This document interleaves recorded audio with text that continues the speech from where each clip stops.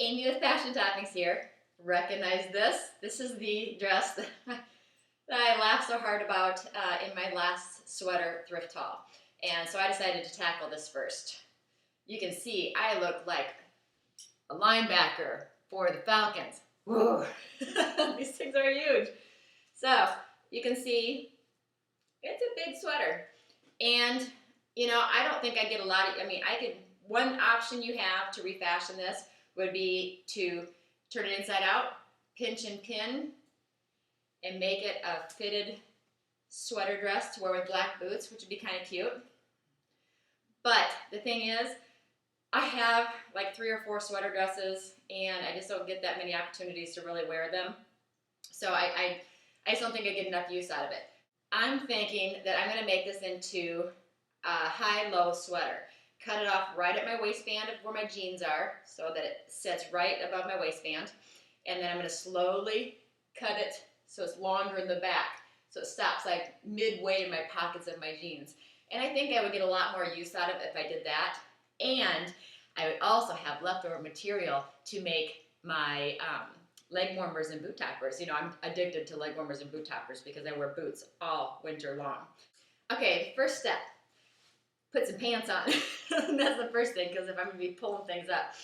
But you're going to want to have a pair of jeans on so that you can tell where your waistband is. You'll be able to feel it through the sweater, because I want it to sit at my waistband. So I'm feeling where my waistband is at. And I'm going to put a pin. Probably going to put a couple pins. So I mark the front, and then take another pin, one of my bigger ones. In the front where you want to be, but you also want an idea where you want it in the back. And I want it right in the middle of my pockets so I can feel. It's always best to have your jeans on so you can kind of tell where you're going to want it to be cut at. Now I've got my pin. I put a pin in the back, so I'm going to be low here, and my pin in the front. You can see a little bit of a difference. And now that I've got it pinned, I need to take it off so we can do some cutting. Recognize this sweater? This is one of the sweaters I got at the thrift haul as well, the last sweater thrift haul. And the one thing I forgot to mention that I did purchase at the sweater thrift haul, and I had set it aside because I'm just going to use it for like decoration for my room. And it's not a sweater, but down in the South, we have polo matches as fundraisers for the schools and stuff like that. And I've never had a hat that I could probably wear to a polo match. And I'm not big for the big hats. So I actually bought this hat. So it's got feathers and everything out of it. $4.99. How fun is this? So back to the dress. Okay, what I've done is I folded my dress in half. I'm working inside right because I need to see where my pearls and my lines are. So I folded it in half so I can find the front center. Now, I'm going to take my scissors. This you have to be very careful.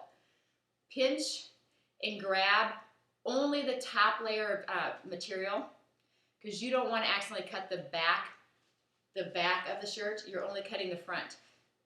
And make a cut.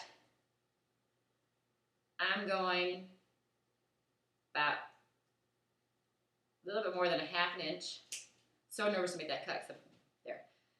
I went like a little bit more than a half an inch below where I pinned so that I have a hem allowance. Because you are going to have to zigzag all of your edges like we did with the mittens, the hat, the scarf, the boot toppers, the leg warmers. You have to zigzag. Whenever you're doing a sweater, you have to zigzag your edges. Otherwise, it's going to fall apart after you wear it a couple times. So I made a little snip just so I can see what front center is on my sweater. Now open it up. We're going to work on the front only. Now, if you're nervous about accidentally cutting the back of your sweater, take your cutting board, if your sweater's big enough, which we all know this thing's big enough, and slide your cutting board inside your sweater. You can see I made my cut. So you can see the cuts right there, front center, just a little tiny cut. Okay, now what I'm going to do is I want to know how wide in the front I need to be at that shorter length. So I'm going to measure the front of my hips where I want it to be straight across before it starts going long to the back. It's going to be 14 inches. I already have my little cut that is already at front center, and I know that I'm 14 inches across, that I want it to be the same length, short in the front. So I'm going to, since 14 inches, half of 14 is 7, I'm going to put 7, the number 7 on my ruler, right where I made that center cut earlier. And I'm just going to cut a straight line. And the nice thing with sweaters is you can just follow the fiber of the sweater, and it guides you to be a straight line. Okay. So now that I have my cut, big cut, I'm going to take my cutting board out. It's going to go underneath now. Now I'm going to fold my sweater, and I'm going to match up all the side seams. Match up your shoulders.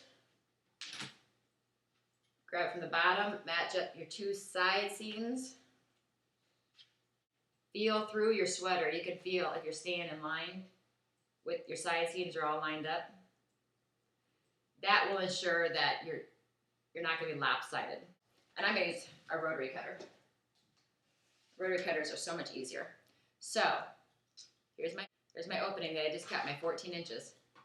That should be lined up, each end of the cut.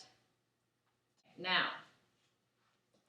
you have your pin in the back of where you want it to end. So you're going to gradually cut your sweater.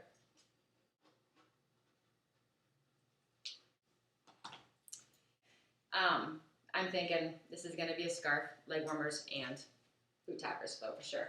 So I've cut my sweater out now.